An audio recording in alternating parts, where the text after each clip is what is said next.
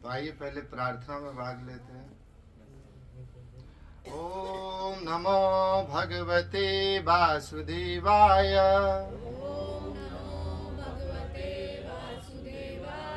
ओम नमो भगवते वासुदेवाय। ओम नमो भगवते वासुदेवाय।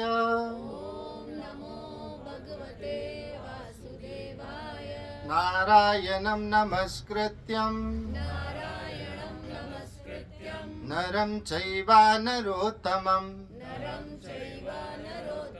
देवीं सरस्वतीं व्यासं ततो जयमुदीरये।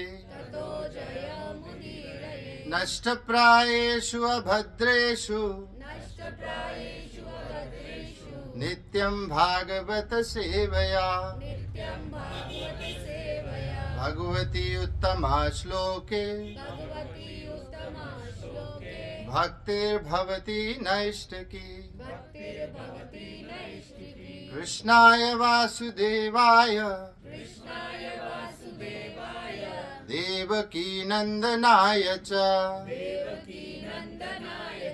नंदगोपकुमाराय गोविंदाय नमो नमः। नमो महावदन्नाय कृष्ण प्रेमा प्रदायते। कृष्णाय कृष्ण चैतन्य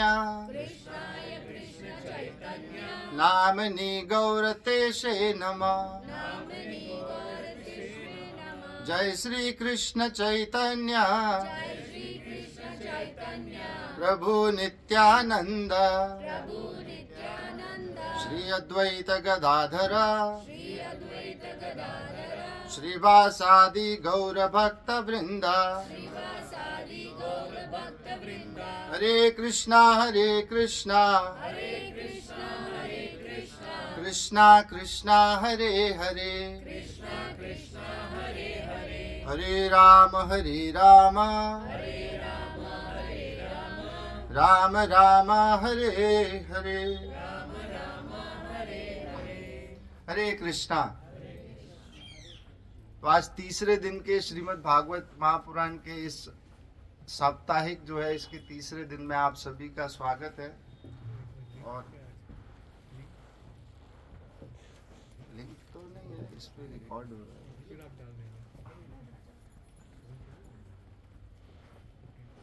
पहले तो आप सभी का आभार जो इतने प्रेम से इस कथा को सुनते हैं। सुनना बहुत मुश्किल काम है, वैसे कहते 15 मिनट से ज़्यादा सुनेंगे तो दिमाग बहुत विचलित हो जाता है। तो कल जो कथा का श्रवण हुआ हमारा, वो दूसरे स्कंद का वर्णन हुआ। कल दूसरे स्कंद में कुल मिलाकर 10 अध्याय हैं। ये श्रीमद् भागवत का सबसे छोटा स्कंद है, जिसमें 2 अध्यायों में प्रारंभ के में भगवान परम पुरुष का, विराट पुरुष का ध्यान कैसे करना है इसका वर्णन है, और आगे के 2 अध्यायों में हृदय की शुद्धि, हृदय के प्रसाद का वर्णन है। जो हत प्रसाद है, भगवान के जब प्राप्ति होती है उस प्रसाद का जो वर्णन है, उसका वर्णन आगे के 2 अध्यायों में। 3 अध्यायों में ब्रह्मा अपनी उत्पत्ति बताते हैं अपने पुत्र नारद को, और आगे के 3 अध्यायों में उपपत्ति के द्वारा भगवान को किस प्रकार से जाना जा सकता है इसका वर्णन है। तो इन 10 अध्यायों में ये, जिसमें अंतिम अध्याय में हमने कल जाना, जिसमें भागवत के पहले तो चतुर्श्लोकी भागवत सुनी, जो ब्रह्मा जी को भगवान नारायण ने सुनाई। और आप अगर देखेंगे भागवत का इसी तरह से एक श्रृंखला चली आ रही है। जैसे पहले ब्रह्मा जी ने नारद जी को सुनाई चतुर्श्लोकी भागवत, और नारद जी ने व्यासदेव जी को सुनाई आगे ये, और इसको समास रूप से सुनाई। समास और व्यास, जैसे व्यास कोई नाम नहीं है, व्यास वो जो वेदों का विस्तार करे उसे व्यास कहते हैं। तो समास रूप से सुनाई है। समास का अर्थ मतलब बहुत छोटे में किसी चीज को कह देना। तो ये चतुर्श्लोकी भागवत जो सुनाई है, ये समास रूप से भगवान के द्वारा ब्रह्मा जी को मिली, ब्रह्मा जी के द्वारा नारद जी को मिली, नारद जी के द्वारा व्यासदेव जी को मिली, व्यासदेव जी के द्वारा पुत्र सुखदेव गोस्वामी को मिली, और सुखदेव गोस्वामी से सूत गोस्वामी को मिली, और सूत गोस्वामी से आगे ये भागवत शौनक आदि ऋषियों को मिली जो हमारे पास उपलब्ध है।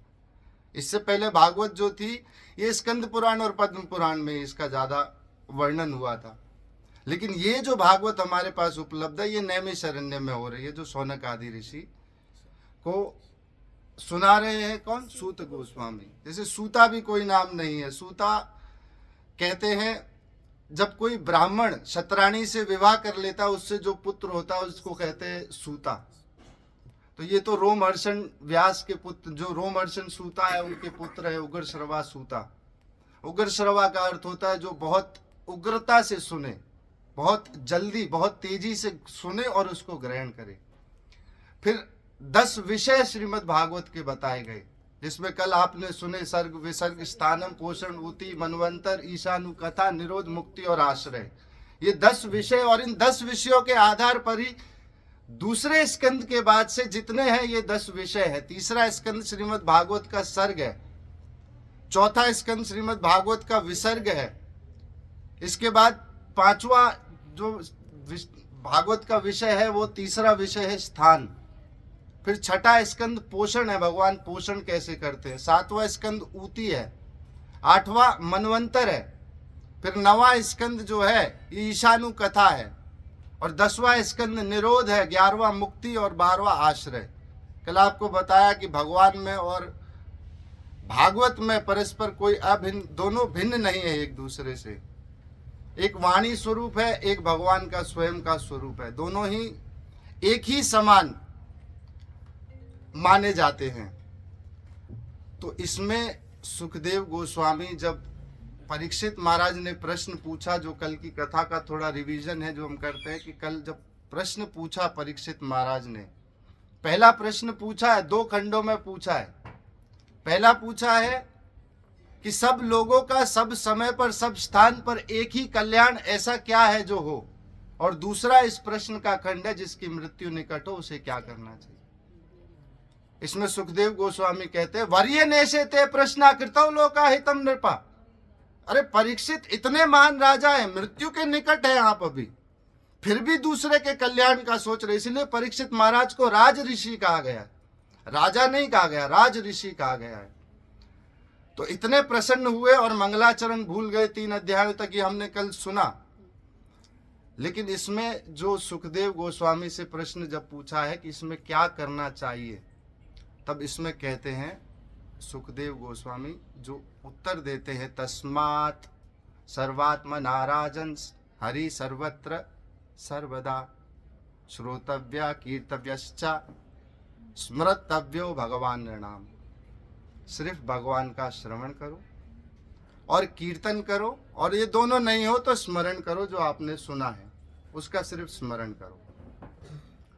और भगवान जो है वो सिर्फ, भगवान आंखों के मात्र से माध्यम से भीतर नहीं जाते हैं, भगवान जाते हैं भीतर कानों के माध्यम से। इसलिए कहा गया प्रवेष्टा कर्ण रंध्रेणाम स्वानाम भावसरोरुहम धुनोति शमलम कृष्णा सलीलस्या यथा शरद। कि भगवान कैसे जाते हैं? कानों के माध्यम से। फिर भगवान भीतर जाते हैं और जैसा हमारा भाव है वैसे भगवान हमारे लिए प्रकट हो जाते हैं। वात्सल्य में वात्सल्य भाव में, पुत्र रूप में, माधुर्य भाव में माधुर्य, आपके प्रेमी के रूप में है, सखा रूप में अर्जुन की तरह प्रेम कर लेंगे। जैसा आपका भाव होगा वैसे आपके लिए भगवान प्रकट हो जाएंगे। और सुनना ही विशेष साधन है। यही सुखदेव गोस्वामी ने बताया है कि सुनना सबसे विशेष साधन है, और सुनना सरल नहीं है। और सुनने से पहले जानना है क्या भगवान, क्योंकि भगवान को जानना ज्यादा आवश्यक है। और सुनने से भगवान भीतर जाते हैं। और इस भागवत के माध्यम से आप देखेंगे आगे कि भगवान की विशालता क्या है, और भगवान की जो प्रामाणिकता है कि भगवान किस प्रकार ये सारे के सारे जो भवसागर से पार करने के लिए जो मनुष्यों का उद्धार करते हैं वो किस प्रकार करते हैं। तो जानना आवश्यक है। जानने के विषय में एक छोटी सी कथा आती है। उसमें कहते हैं एक ऋषि होते थे, वो पेड़ के नीचे बैठकर अपने साधु के वस्त्रों में तपस्या करते थे। बस उसी जगह पेड़ के नीचे उस वृक्ष के नीचे चबूतरे पर बैठकर सिर्फ तपस्या करते थे। तो उन्होंने देखा रोज एक लकड़हारा वहां आता है, और वो लकड़हारा वहां जब आता है तो लकड़ी काटकर वहां से ले जाता है। रोज आता है, रोज लकड़ी काट कर ले जाता है वहां से। तो जब साधु उसे रोज देखते थे, और एक दिन साधु ने पूछ लिया उससे कि अब तुम ये लकड़ी लेकर तो जाते हो, परंतु क्या तुमने कभी प्रयास किया ये जानने का कि इस जंगल में थोड़ा और आगे जाओ तो और कुछ मिल सकता है? कहता, मैं इस जंगल को जानता हूं, मेरा पिता इस जंगल को जानता था, मेरा दादा भी इस जंगल को जानता था, तो इस जंगल से ज्यादा साधु आप मुझे क्या बताओगे है यहां? तो साधु कहता है, फिर भी अगर मैं आपको ये बताऊं कि आप थोड़ा आगे और जाए, वहां चांदी की खदानें हैं, तो कहता, मैं नहीं मान सकता, मैं इसी जंगल में पैदा हुआ हूं, आज इतने वर्ष का इस जंगल में भटकते घूमते हो गया हूं, परंतु मैं नहीं मान सकता। फिर ये भी विचार करता है कि अगर चांदी की खदानें हैं तो जान लेने में और वहां जाकर देख लेने में हर्ज क्या है। जब वहां जाता है तो देखता है वहां चांदी की खदानें थी। अब वापस आता है, रोज वहां से चांदी ले आता है, हफ्ता आराम से निकल जाता है उसका। हफ्ता निकल जाता है, 10 दिन निकल जाते हैं, चांदी बेचकर जीवन आराम से गुजर बसर करने लगा। साधु फिर आ गए। अब साधु पूछते हैं, अरे मूर्ख, तू फिर इस चांदी में लिप्त हो गया? तूने कभी जानने का प्रयास किया इससे थोड़ा आगे और जाएगा तो सोने की खदानें हैं? तो फिर आगे, इस बार विश्वास भी पूरा था साधु पर, क्योंकि चांदी की खदानें मिल चुकी थी। तो फिर जाता है आगे, जब देखने जाता है तो फिर सोने की खदानें मिलती है। अब सोना लेकर आता है, बेचकर महीना 6 महीना निकल जाते हैं उसके। फिर आगे जीवन बीतता है, सोने में लिप्त हो जाता है। साधु फिर आ जाते हैं, और फिर आकर साधु यही कहते हैं, तुम मूर्ख अभी भी सोने में लिप्त हो गया, इससे आगे और जाए, यहाँ हीरे की खदानें हैं। फिर विश्वास हो गया, विश्वास तो हो ही चुका था, फिर आगे चला जाता है, वहां हीरे की खदानें मिलती हैं। अब तो हीरा मिल गया था, हीरे से ज्यादा क्या है इस धरती पर। अब जब हीरा मिल गया तो उसमें लिप्त हो गया, महल बना लिए, रथ खड़े कर दिए, हाथी घोड़े सब इकट्ठे कर लिए। साधु फिर आ गए वहां। अरे मूर्ख, तू फिर इसी हीरे में लिप्त हो गया? तो कहता है, अरे साधु, अब हीरे से ज्यादा क्या देगा तुम मुझे? इस हीरे से ज्यादा इस धरती पे क्या है जो तुम मुझे दे सकता है? तब साधु उससे एक ही बात बोलता है, क्या मूर्ख, तेरे मन में कभी ये सवाल ना उठा कि ये जो इस चांदी की खदानों को जानता है, सोने की खदानों को जानता है, हीरे की खदानों को जानता है, वो क्यों यहां बैठकर पेड़ के नीचे तपस्या कर रहा है? तूने कभी खुद से ये प्रश्न पूछा? तेरे मन में कभी सवाल नहीं आया कि ये सब जो इन सभी चीजों को, जो इन गहनों को, इन आभूषणों को जानता है, वो क्यों यहां बैठकर तपस्या कर रहा है? तब जो है उस लकड़हारे का जो हृदय है वो द्रवित हुआ, और तब कहता है, मुझसे भूल हो गई, परंतु क्या है? तब साधु कहता है, इससे आगे मैं स्वयं हूं, इससे आगे वो परमात्मा है जिसकी भक्ति में मैं लीन रहता हूं, उस भगवत तत्व के उस आनंद रस को मैं सदैव पीता हूं। तो मुझे ना चांदी की खदानें दिखती है, ना सोने की, ना हीरे की। तो हमें जानना है जीवन में क्या है, भगवान क्या है, इसको जानना है। क्योंकि बहुत सुंदर शब्दों में है ये कि ब्रह्मेति परमात्मेति भगवान इति शब्दते। ज्ञानी जो ज्ञान के स्तर पर जाकर इसको खोजते हैं, उन्हें सिर्फ ब्रह्म मिलता है। परमात्मा, योगी इसको परमात्मा जानते हैं, और भक्त इसको भगवान कहते हैं। और कल आपको बताया कि 3 ही माध्यम से भगवान सहायता करते हैं। जो भवसागर में डूबे हुए हैं उनकी 3 प्रकार से सहायता करते हैं, स्वयं रूपे, गुरु रूपे और शास्त्र रूपे। और इन 3 माध्यमों से भगवान को जाना जा सकता है, भगवान से सेवा की जा सकती है, और भगवान से प्रेम किया जा सकता है। कल आपको बताया भगवान के जानने को संबंध ज्ञान कहते हैं, और भगवान की सेवा करने को अभिधेय ज्ञान कहते हैं, और भगवान से प्रेम करने को प्रयोजन कहते हैं। जैसे 4 पुरुषार्थ होते हैं ना, धर्म अर्थ काम मोक्ष, अब चौथे स्कंद में इसका वर्णन आएगा। तो ऐसे 5वां एक पुरुषार्थ होता है, उसको कहते हैं प्रेम पुमार्थो महान। ये प्रेम सबसे महान है। और प्रेम के लिए जैसे एक दर्शन का सिद्धांत आता है कि 1 से 1 मिलकर 2 हो जाते हैं, ये गणित का सिद्धांत कहता है। 1 से 1 मिलकर 11 हो जाए, ये संगठन की शक्ति कहती है। और 1 से 1 मिलकर 1 हो जाए, ये प्रेम का सिद्धांत है कि 1 से 1 मिलकर 2 प्रेमी 1 हो जाते हैं। इसलिए कहते हैं प्रेम गली अति साकरी, आमे 2 न समाये। तो 1 से मिलकर 1 हो जाता है, ये प्रेम है। और 1 से 1 को कूटनीति मिलने नहीं देती, और 1 से 1 को लड़ाकर राजनीति अपना जो प्रयोजन है उसको पूर्ति करती है। और 1 से 1 मिलकर 0, वैसे हमारा इससे ऊपर का सिद्धांत है कि 1 से 1 मिलकर 0 हो जाए तो अध्यात्म है, जबकि हम इससे ऊपर के स्तर पर हैं कि हम अचिंत्य भेदा भेद में हैं।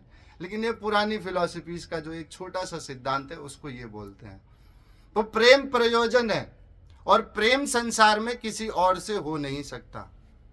प्रेम ऐसा है जो स्वर्ग से आई हुई छोटी सी किरण है, ऐसा प्रेम है।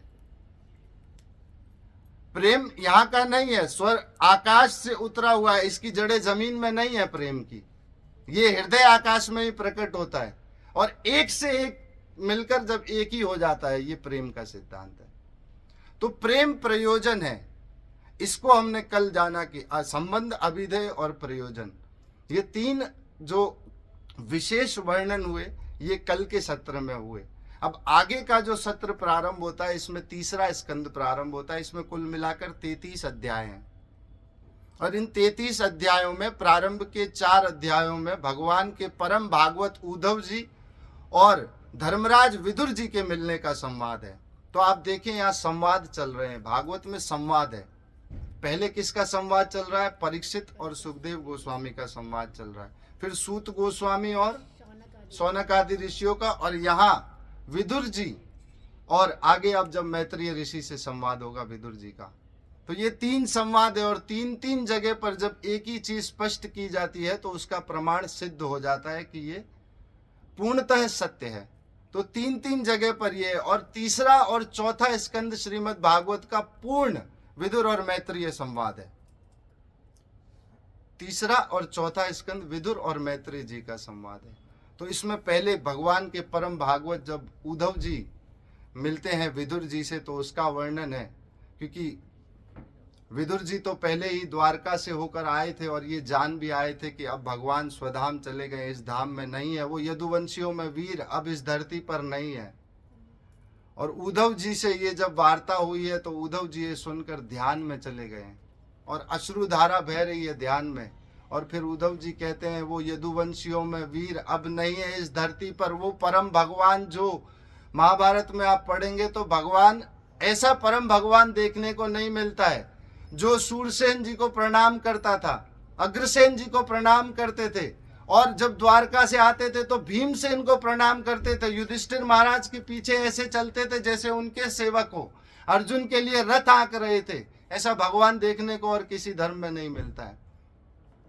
तो ऐसे भगवान का जब वर्णन करते करते दोनों और बताते हैं, फिर उद्धव जी इस बात को बताते हैं उद्धव जी कि मैं जब भगवान मुझे तत्व ज्ञान का, इस भागवत का संदेश दे रहे थे तो मैत्रेय ऋषि वहां पर उपस्थित थे, और उन्होंने मैत्रेय ऋषि से ये कहा था कि मेरा परम प्रिय जब विदुर यहाँ पर आएगा तो आप उसे ये भागवत का संदेश दीजिएगा। और उद्धव जी से जब पहले कहा विदुर जी ने कि आप मुझे भगवान की वो बात बताइए जो आपको भगवान ने बताई है, तो उद्धव कहते हैं कि विदुर जी धर्मराज है स्वयं, और मुझसे बड़े हैं, मुझसे पद में भी बहुत बड़े हैं, और मैं इनको किसी ज्ञान को दूं ये मर्यादा नहीं कहती है। यदि बड़े हों और उस वक्त अगर ज्ञान, बड़ों को ज्ञान दिया जाए तो ये मर्यादा नहीं है। तो कहते हैं इसके लिए आपको मैत्रेय ऋषि को ये सारी बात बताई है। और उद्धव जी तो स्वयं भगवान चाचा देवभाग के पुत्र हैं, 5 साल की उम्र से भगवान की मूर्ति बनाकर उसकी पूजा करते थे। भगवान के मंत्री रहे, एक थाली में खाया है। तो उद्धव तो भगवान के विशेष प्रेमी रहे हैं। 2 स्थानों पर उद्धव जी को भेजा है भगवान ने, एक चरण पादुका को देकर बद्रिका आश्रम में अपने भक्ति के प्रचार के लिए, और दूसरा कुसुम सरोवर के पीछे, कुसुम सरोवर को कहते हैं सखी सरोवर, इस सखी सरोवर के पीछे और उद्धव कुंड से पहले जितना जंगल है, कहते हैं ये हर एक लता ही उद्धव है, कि इन लताओं में ही सब उद्धव है। तो उद्धव जी का जो वर्णन है उसका विशेष वर्णन है, इन 4 अध्यायों में इसका वर्णन है। और इसके बाद प्रारंभ होता है जब यहां से उद्धव जी तो बद्रिका आश्रम के लिए निकल गए हैं, और वहां से फिर आगे विदुर जी गंगा तट पर मैत्रेय ऋषि के पास पहुंचे हैं। और मैत्रेय ऋषि से जब उन्हें प्रणाम कर कर जब विदुर जी का स्वागत किया मैत्रेय ऋषि ने, तो कहा मुझे भगवान ने ये कहकर भेजा था कि मेरा प्रिय विदुर आएगा, उसको संदेश दीजिएगा, मेरा भागवत का ये संदेश उन्हें दीजिएगा। तब कहते हैं वहां पर पहला प्रश्न पूछते हैं, वहां पर उद्धव विदुर जी पूछते हैं मैत्रेय ऋषि से कि संसार में सब दुखी क्यों हैं? सब तो सुख की चेष्टा करते हैं, परंतु हाथ सबके दुख ही लगता है। सभी सुख, ना तो सुख मिलता है और ना दुख से निवृत्ति होती है कभी। ना तो हमें सुख मिल पाता है और ना दुख कम होता है, क्योंकि संसार है ही दुखालय, हम वैसे कहते हैं। इस संसार में कहीं भी सुख ढूंढने का प्रयास करेंगे तो नहीं मिलेगा। कहते हैं जो सुख है उसका जो गर्भ है उसमें जन्म लेता है दुख, तो सुख ही जो दुख है वो सुख के गर्भ में जन्म लेता है, कहीं और से नहीं आता है। जो सुख आज हमें लग रहा है वही कल हमारे लिए दुख हो जाएगा। तो ये जब बताते हैं कि संसार में, तो उसमें एक ही चीज पूछते हैं उसमें मैत्रेय जी कि विदुर आपको सुख कब चाहिए, कहाँ चाहिए और किससे चाहिए? तब विदुर जी कहते हैं कि चाहिए तो सभी से सुख चाहिए, सब स्थानों पर सुख चाहिए और सभी के द्वारा सुख चाहिए। तो कहते हैं अगर सभी से सुख, सब स्थानों पर सुख चाहिए तो आप मुकुंद चरणारविंद में जाएं। इस मुकुंद चरणारविंद में वो सुख मिलेगा, और कहीं ये सुख मिल जाए ये संभव नहीं है। तो इस मुकुंद चरणारविंद का आप ध्यान कीजिए। इसका जो है वर्णन किया है किसने? मैत्रेय ऋषि ने विदुर जी को। तो ये 4 जो अध्याय हैं इनका वर्णन हुआ। अब आगे 4 से लेके 19 अध्याय तक दैवीय सृष्टि और आसुरी सृष्टि का वर्णन है। दैवीय सृष्टि में कश्यप और अदिति के पुत्र, कश्यप और दिति के पुत्र हिरण्याक्ष और हिरण्यकशिपु का वर्णन है। वह जो ये आसुरी सृष्टि में है। और देवीय सृष्टि में आगे जो वर्णन आएगा वो देहूति माता और कर्दम मुनि से कपिल देव जी की जो सांख्य योग की शिक्षाएं हैं उनका वर्णन है। तो ये 19 से 33 तक देहूति माता को कपिल देव की देहूति माता को शिक्षाएं हैं। और 4 से लेके 19 तक अब वर्णन करते हैं हम देवीय सृष्टि और आसुरी सृष्टि का। आसुरी सृष्टि में किनका वर्णन है? हिरण्याक्ष और हिरण्यकशिपु का। हिरण्याक्ष का क्या अर्थ होता है? हिरण्याक्ष का अर्थ होता है जिसका नजर है जो वो सोने पर रहे, सदा गोल्ड पर, उसको कहते हैं हिरण्याक्ष। और हिरण्यकशिपु की जिसकी जो बिस्तर है, सैया है, वो सोने की हो। तो सब जगह सोना ही है, हम भी सो ही रहे हैं संसार में।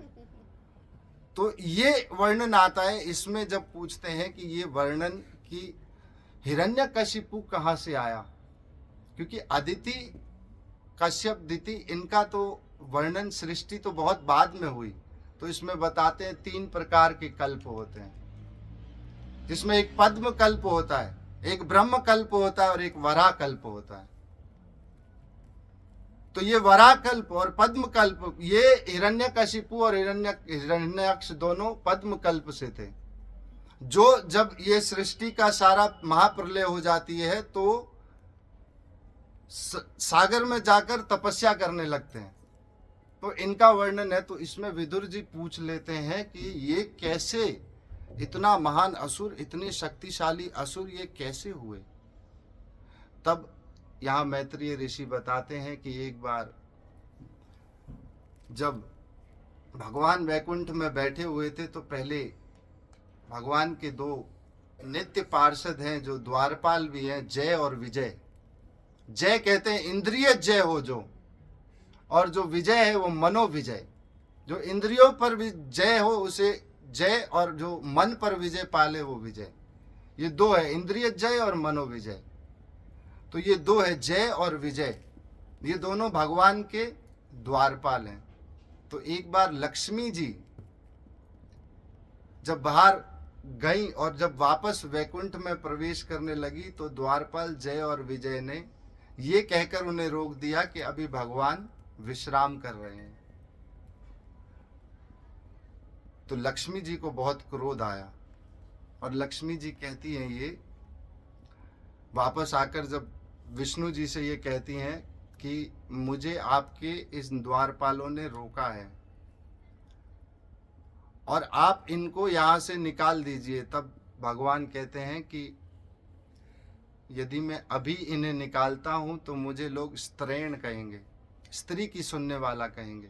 तो थोड़ा आप इंतजार कीजिए, प्रतीक्षा कीजिए। जब ये किसी साधु का अपमान करेंगे, किसी संत का अपमान करेंगे तो इनका भी जो निर्णय है वो किया जाएगा। तो इसी प्रकार जब, क्योंकि सनक आदि ऋषि जो हैं ये तो सदैव भगवान के, जो नित्य हमेशा भगवान के ध्यान में ही रहते हैं।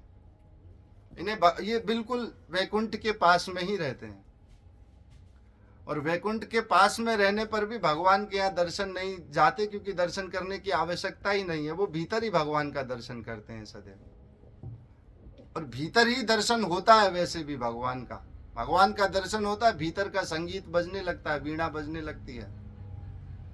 तो ये जब कहते हैं सनक आदि ऋषि, तो भगवान की प्रेरणा से उनके मन में ये इच्छा हुई कि मैं एक बार हम चलकर भगवान के दर्शन कर रहे हैं। तो ये सनक सनंदन सनत कुमार ये जब गए हैं वहां पर भगवान के दर्शन करने, तो पुनः जब वहां पर जय और विजय थे उन्होंने उन्हें रोक दिया और रोककर ये कहा कि कहाँ जा रहे हो तुम छोटे बालक, यहाँ वैकुंठ में तुम्हारा कोई काम नहीं है। क्या करोगे यहाँ वैकुंठ में भगवान का दर्शन करके? आप जाओ यहाँ से, आपका यहाँ कोई नहीं है। हालांकि जय और विजय भगवान के नित्य पार्षद है और ये जानते हैं कि सनक आदि ऋषि कौन है, लेकिन ये भी भगवान की माया से, प्रेरणा से, भगवान की माया से इनके भी मुख पर सरस्वती जी ने दूसरी ही बात बुलवाई। तो सनक आदि ऋषि कहते हैं कि तुम वैकुंठ में भी भेद करते हो इसका कि छोटा बड़ा गोरा काले का? ये निर्गुण स्थान है, यहां पर भी तुम ये भेद करते हो कि छोटा बड़ा काला गोरा होता है कोई? जाओ तुम असुर बन जाओ। तो ये असुर जो है ये, और यहां जब असुर बोलने का जब उन्होंने कहा है ये भगवान सनक आदि ऋषियों ने, तो भगवान वहां आ गए और भगवान सनक आदि ऋषियों से प्रार्थना करते हैं पहले तो कि सनक आदि ऋषियों, आप ब्राह्मण मेरा गुणगान करते हो तो लोग मुझे जानते हैं। आप जब यज्ञ आहुतियां देते हैं उनसे मैं खाता हूं। ये मेरे खुद के हाथ भी अगर आपका कोई नुकसान करे तो मैं स्वयं के हाथों को काट दूं। तो ये आपके जो अपमान इन्होंने किया है ये ठीक नहीं किया है। आपने बिल्कुल सही किया, आप में वाक चातुर्य देखिए, आपने बिल्कुल सही किया, आपने सही किया। और एक बार नहीं असुर, ये 3 बार असुर बनकर जाएंगे धरती पे, परंतु मेरे इतने प्रिय है मैं 4 बार जाकर इनका उद्धार करूंगा। तो एक बार तो हिरण्याक्ष और हिरण्यकशिपु हुए, एक बार रावण और कुंभकर्ण हुए, और एक बार शिशुपाल और दंतवक्र हुए। तो ये 3 बार, और तीनों ही बार भगवान ने उद्धार किया उनका। तो अब इस हिरण्याक्ष और हिरण्यकशिपु इस प्रकार है। अब इनके जन्म का वर्णन आता है। तो इनके जन्म का जब वर्णन आता है तो कहते हैं, पहले तो ब्रह्मा जी ने, आपने देखा कि ब्रह्मा जी ने अपने जब प्रकट किए मनु और शतरूपा को, तो शतरूपा और मनु के 3 पुत्रियां हुई, देहुति, आकुटी और प्रसूति। ये 3 पुत्रियां हुई, जिसमें देहुति माता का विवाह कर्दम मुनि से हुआ। ये ब्रह्मा जी की छाया से उत्पन्न ऋषि है। तो कर्दम मुनि से इनका विवाह हुआ और इनकी पहले 9 पुत्रियां हुई। ये भी आगे वर्णन आएगा वैसे। और यहां जो वर्णन है वो हम करते हैं किसका? दिति और कश्यप के पुत्र हिरण्याक्ष और हिरण्यकशिपु का। तो एक बार जब कश्यप ऋषि जी यज्ञशाला में संध्या वंदन कर रहे थे, तो दिति वहां पर आई और दिति के मन में काम का उदय हुआ। तब कश्यप जी कहते हैं, दिति अभी इस चीज का समय नहीं है। इसके 5 कारण बताए कश्यप जी ने। एक तो ये यज्ञशाला स्थान ठीक नहीं है। दूसरा, समय संध्या वंदन का है। तीसरा, इस वक्त रुद्र भगवान अपने गणों के साथ भ्रमण करते हैं और जो इस अवस्था में दिखता है उनके गर्भ में असुर जैसे पुत्रों को जन्म देते हैं। तो ये असुरी पुत्र जो होते हैं उनका वर्णन इस प्रकार है। और चौथा कारण दिया है कि एक तो मैं मना कर रहा हूं और 5वां, आपके मन में अभी काम का भाव है। तो इन 5 कारण बताए कश्यप जी ने, परंतु दिति नहीं मानी। और दिति और कश्यप, ये समय जो भी था ये पूर्ण होकर जब वापस पुनः संध्या वंदन करने के लिए आए, इतनी देर में दिति वापस आ गई। स्नान करके जब कश्यप वापस आए, दिति वापस आ गई, बोल दी, मुझसे क्षमा करो, मुझे क्षमा करो, मुझसे गलती हो गई, मुझसे गलती हो गई, मुझे क्षमा कीजिए। तब कश्यप जी कहते हैं, दिति अब तो जो होना था वो हो चुका। अब आपके उदर में जय और विजय, 2 महा असुर जो भगवान के पार से, भगवान के धाम से नीचे गिराए हुए हैं, भगवान के वैकुंठ धाम से नीचे गिराए हुए हैं, वो दोनों आपके उदर में आ चुके हैं। और ये दोनों इस संसार में प्रलय ही प्रलय कर देंगे। ये इतने महाविनाशक असुर हैं, क्योंकि जय विजय भगवान के जो वैकुंठ में द्वारपाल हैं, उनकी शक्ति और उनकी विशालता को जानना बड़ा मुश्किल है। तो ये हिरण्याक्ष और हिरण्यकशिपु अब आपके गर्भ में आ चुके हैं। और अब इसके लिए कोई और उपाय नहीं है। इसके लिए सिर्फ अब भगवान का ध्यान करो। आगे इसके लिए भगवान क्या करते हैं उसका वर्णन कर। अब ये आपने सुना हिरण्याक्ष और हिरण्यकशिपु की कथा। अब जो आगे वर्णन आता है इसमें कि जब ब्रह्मा जी ने सृष्टि को आगे बढ़ाने के लिए जब ये विचार किया, तो पहले तो जो अपने छाया से कर्दम मुनि को जब